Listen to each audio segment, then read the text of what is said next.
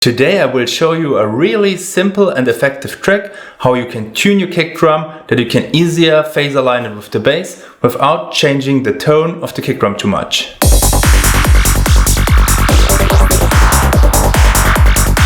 In this project I had this kick. I EQ my kicks to my bass and I think you get quite good results with that, like I showed in my kick or bass tutorial. But there's another technique I wanted to show you a little bit more into detail, how you can tune your kicks, because I think it works really great and you get very clean results. Especially if you work with kick samples which you haven't created yourself and which you didn't have the full control over it. They have sometimes some issues which you can fix with this technique. I will play both kicks. So first I give you the not tuned version.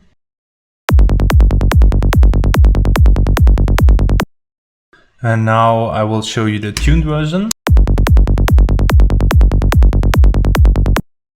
I think the tuned version sounds a little bit better. It's just like a tiny improvement, so not a big difference because this kick was already pretty good. I think I took it from some sample and then EQ'd it to my needs.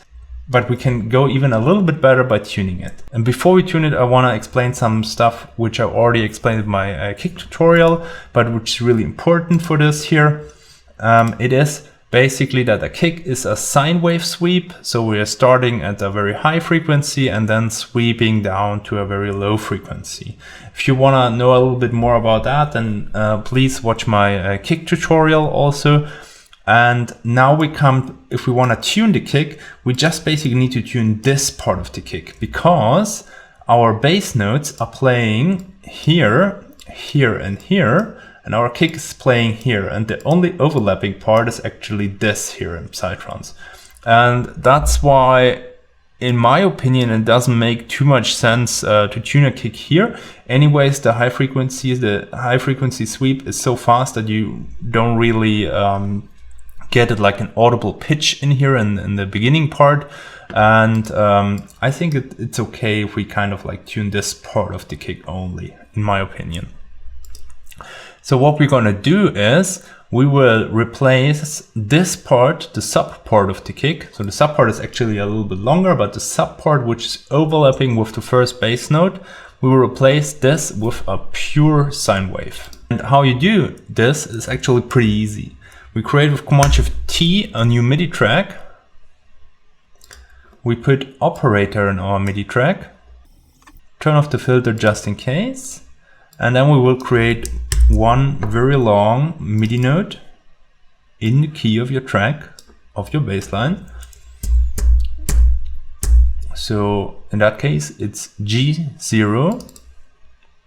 And now we have basically a pure sine wave playing here. If you don't have good speakers, then you may want to listen on headphones because otherwise you might not listen this. And that's exactly what we want. So we will freeze this track and flatten it.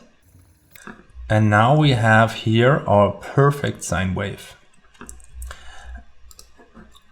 I will boost the gain a bit that you can see it better. Because the thing is, if I move this, then you will see like a gray sine wave below. And if you want to like imagine that the gray is basically the bass and you want to align it with the kick, then there are like two important points. The one is the timing.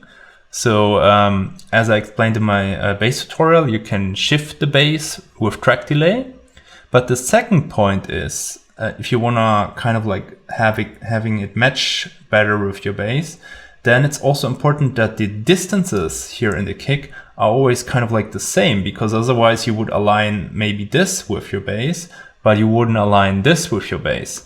And that's why a pure sine wave here can help you with that.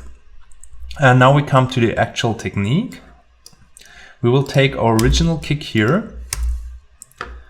And as said, we want to replace the second part here with our pure sine wave.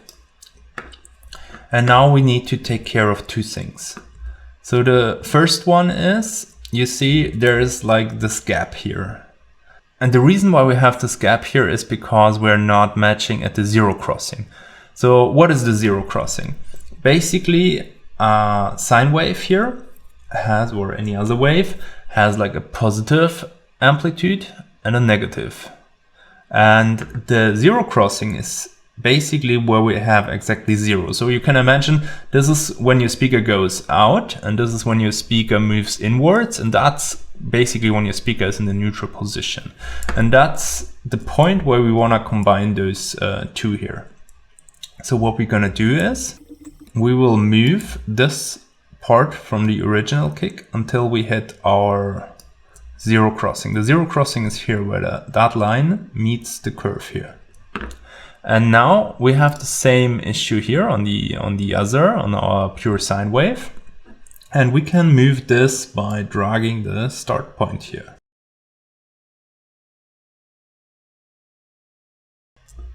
Like this.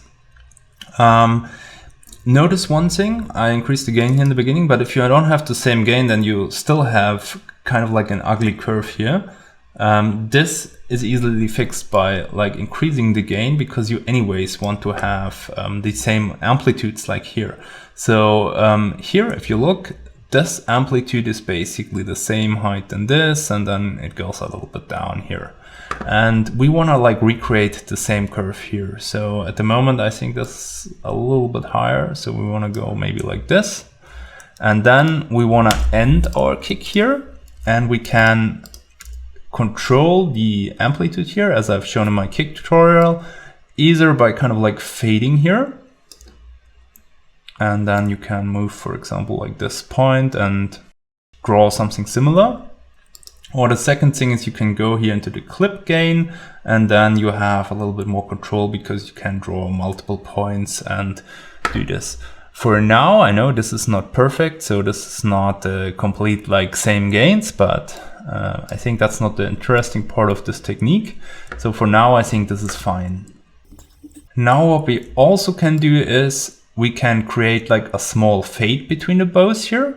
If you do that, then you may have a little bit more smooth transition here, but you don't need to always do this. I think in most cases it's just fine like this, because if you have to hit the zero crossing point very well, then this should match. Then you select both of them, and with Command J you bounce them, you consolidate them, and then you have your new kick with a perfect sub here in the end.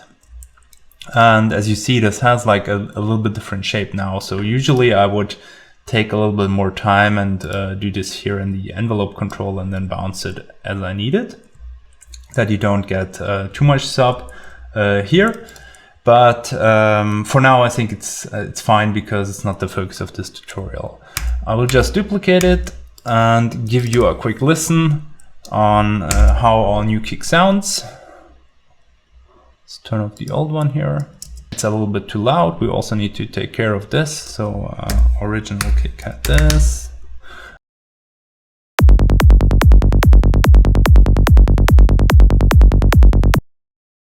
I think it sounds really nice, and this will not be part of this tutorial, but if you put in like Oscillo Megascope or any other like oscilloscope, now you should have a little bit easier time now to fit your kick exactly to the bass. If you want to do that, that's kind of like a decision you need to make, what kind of like sound you want to have, but just so you know, that way you can tune your kick without kind of like tuning this part.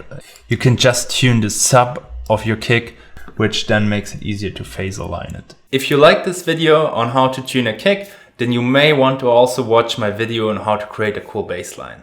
Also, the registration for the masterclass is still open. It will be a really cool online live course. So if you want to reserve your seat, you'll find more information in the description box below.